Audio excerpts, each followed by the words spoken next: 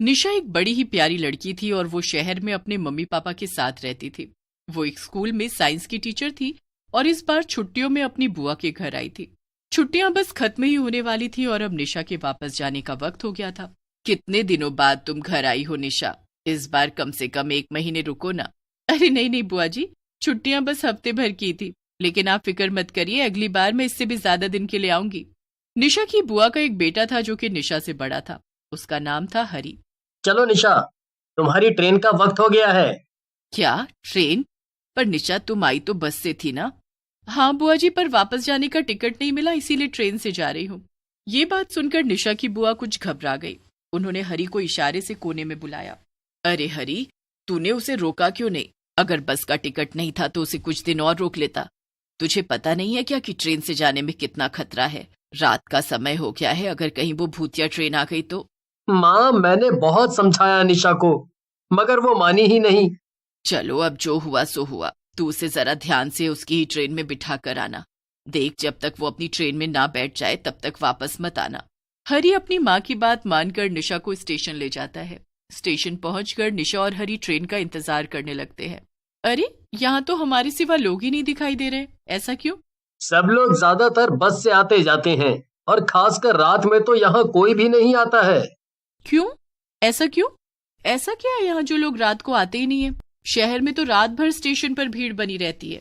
लेकिन एक भूतिया ट्रेन की वजह से लोगों ने रात को यहाँ आना बंद कर दिया है। वो अक्सर रात को यहाँ से निकलती है और जो भी उसमें गलती से भी चढ़ जाता है वो कभी वापस नहीं आता है। क्या? कैसी बातें कर रहे हो तुम हरी? ऐसा कुछ नहीं होता है। तुम ऐसे हंसो मत निशा, ये कहानी नहीं है बल्कि एकदम सच है। गांव के कई लोग इस भूतिया ट्रेन का शिकार हुए हैं और कितने सारे लोगों ने तो अपनी जान तक गंवाई है। देखो हरी, मैं साइंस की टीचर हूँ और तुम चाहते हो कि मैं ये कहानी मान लूं? हाँ? क्या तुम भी? कुछ लोगों ने एक झूठी सच्ची कहानी बनाकर तुम्हें सुनाई और तुम सबने मान भी ली। अरे निशा, ये सच है। खैर छोड़ो, मैं तुम्हारे लिए पानी लेकर आता हूँ। तब तक स्टेशन पर एक ट्रेन आ जाती है। हरी निशा के लिए पानी लेने गया था और जब तक वो लौटा निशा ट्रेन में चढ़ चुकी थी। ट्रेन को देखकर हरी की डर के मारे हालत खराब हो जाती है, क्योंकि निशा गलती से भूतिया ट्रेन में चढ़ गई थी। नहीं नहीं निशा, वापस आओ, नीचे उतर जाओ, ये वही भूतिया ट्रेन है। मैं कह रहा हूँ ना तुमसे, तुम वापस आओ। बस भी करो हरी, ठीक है, मैं भूतों को तुम्हारा हेलो बोल दूंगी और कहो तो वीडियो कॉल भी करा दूंगी। हाँ? चलो बाय, अपना और बुआ का ख्याल रखना। इतना कहकर निशा ट्रेन के अंदर चली गई और ट्रेन फौरन चल पड़ी। बड़ी अजीब बात है, इस ट्रेन में तो मेरे अलावा कोई भी नहीं है। कुछ समझ नहीं आ रहा। निशा एक सीट पर बैठ जाती है, तभी उसकी नजर सामने बैठी एक औरत पर पड़ती है। वो औरत सफेद साड़ी पहनकर बैठी थी। हाँ, चलो कोई तो है यहाँ, मुझे अकेले काफी अजीब लग रहा था। निशा अपने फोन में कुछ देखने लगती है। जब वो दोबारा सामने देखती है तो वहां 2 औरतें बैठी हुई थी। दोनों ने सफेद साड़ी पहनकर रखी थी। अरे, अभी तो यहाँ बस एक ही औरत बैठी थी, अब ये अचानक से 2 कैसे हो गई? खैर, मुझे क्या। निशा फिर से अपने कामों में लग गई। अपना बैग सीट पर रखकर वो लेटने की तैयारी में थी कि उसकी नजर दोबारा सामने बैठी औरतों पर पड़ती है। इस बार सामने 3 औरतें वैसी सफेद साड़ी में थी। ये क्या हो रहा है? कुछ ना कुछ तो गड़बड़ जरूर है। फिर ट्रेन एकदम से रुक जाती है और निशा बाहर झांक कर देखती है। वहां एक बहुत अजीब सा स्टेशन था और उस पर कई यात्री खड़े थे। सभी यात्रियों ने सफेद रंग के कपड़े ही पहन रखे थे और सभी नीचे सर झुकाए थे। उनमें से कुछ यात्री ट्रेन में चढ़ जाते हैं और ट्रेन आगे चल पड़ती है। यहाँ तक कि निशा के सामने बैठी सब औरतें भी स्टेशन पर उतर जाती हैं।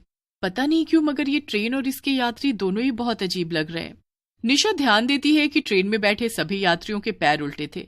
हे भगवान, ये तो सच में एक भूतिया ट्रेन है। अब मैं क्या करूं? इससे कैसे बाहर जाऊं मैं? निशा ध्यान देती है कि ट्रेन दोबारा एक स्टेशन पर रुकती है और वो भी ठीक 15 मिनट बाद। उस स्टेशन से वापस कुछ यात्री ट्रेन में चढ़ते हैं।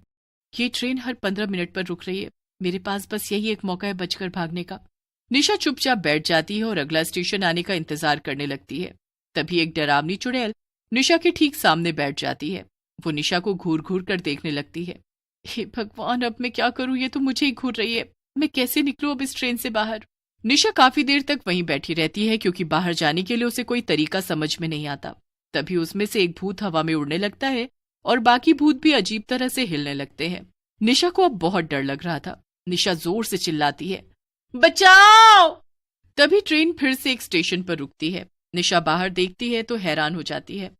उसका भाई हरी स्टेशन पर खड़ा था। कुछ भूत भी थे जो ट्रेन में चढ़ रहे थे। हरी ने एकदम भूतों जैसा भेष बना रखा था ताकि कोई उसे पहचान न सके। वो भी ट्रेन में चढ़ गया और निशा के पास आकर बैठ गया। निशा, तुम बिल्कुल फिक्र मत करो, मैं तुम्हें बचाने आया हूँ। हरी, तुम्हें यहाँ नहीं आना चाहिए था। यहाँ हर तरफ केवल भूत प्रेत और आत्माएं हैं। मुझे कुछ समझ नहीं आ रहा कि हम यहाँ से कैसे निकलेंगे। निशा, हम इस रास्ते से तो कभी इस ट्रेन से नहीं उतर सकते हैं। मैंने इस ट्रेन के बारे में बहुत खोज की है, क्योंकि गांव के कई लोग इसी ट्रेन की वजह से मारे गए हैं। मैं सालों से इस ट्रेन के राज के बारे में पढ़ रहा था ताकि आगे मैं किसी को भी इसमें आके मरने ना दूं, लेकिन मैंने ये नहीं सोचा था कि मैं खुद इसमें फंस जाऊंगा। निशा ध्यान से हरी की सभी बातों को सुन रही थी। निशा, हमें अगर इस ट्रेन से बाहर जाना है तो हमें इंजन की तरफ जाना होगा, जहाँ पे इस ट्रेन का ड्राइवर बैठा है। वहीं से हम इस ट्रेन को रोक सकते हैं। लेकिन मुझे बहुत डर लग रहा है हरी। मैं जानता हूँ निशा, लेकिन अगर हम यहाँ रुके तो वैसे भी मारे ही जाएंगे। इसीलिए हमें अपनी जान बचाने की कम से कम एक कोशिश तो करनी ही पड़ेगी ना। चलो। फिर निशा और हरी दोनों अपनी सीट से उठ जाते हैं, लेकिन सभी आत्माएं उन्हें घूरने लगती हैं। निशा और हरी फिर से अपनी सीट पर बैठ जाते हैं। निशा, वो देखो, तुम्हारे बगल में ट्रेन की लाइट का बटन है, उसे दबाओ, तभी आत्माएं हमें जाते हुए नहीं देख पाएंगी। ऐसे तो ये हमें यहाँ से जाने नहीं देंगी। निशा बटन दबा देती है और पूरी ट्रेन में अंधेरा छा जाता है। फिर निशा और हरी धीरे धीरे आगे बढ़ते हैं। निशा आगे जाती है और वो उस डब्बे का दरवाजा खोलने की कोशिश करती है। हरी, ये दरवाजा तो खुल ही नहीं रहा है। हरी जोर से दरवाजे को धक्का मारता है और दरवाजा खुल जाता है। अंदर 2 ड्राइवर भूत बैठे हुए थे जो कि ट्रेन को चला रहे थे। वो निशा और हरी को गुस्से से घूरते हैं और उन्हें मारने के लिए दौड़ पड़ते हैं।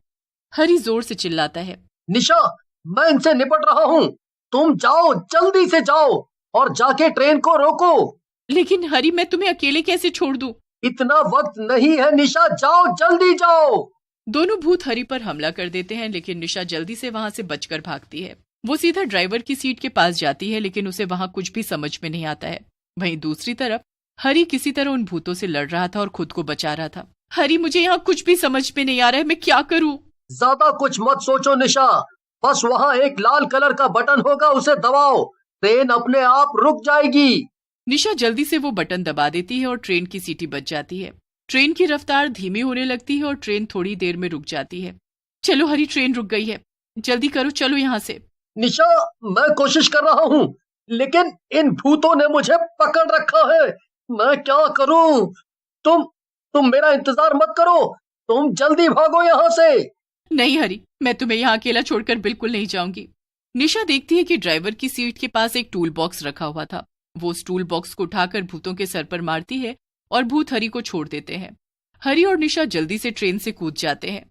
भागो हरी, जल्दी भागो। नहीं निशा, अब डरने की कोई बात नहीं है। क्या मतलब? निशा, ये भूत इस ट्रेन से बाहर नहीं आ सकते हैं। इनकी आत्मा इसी ट्रेन में कैद है। अब बाहर हम एकदम सुरक्षित हैं।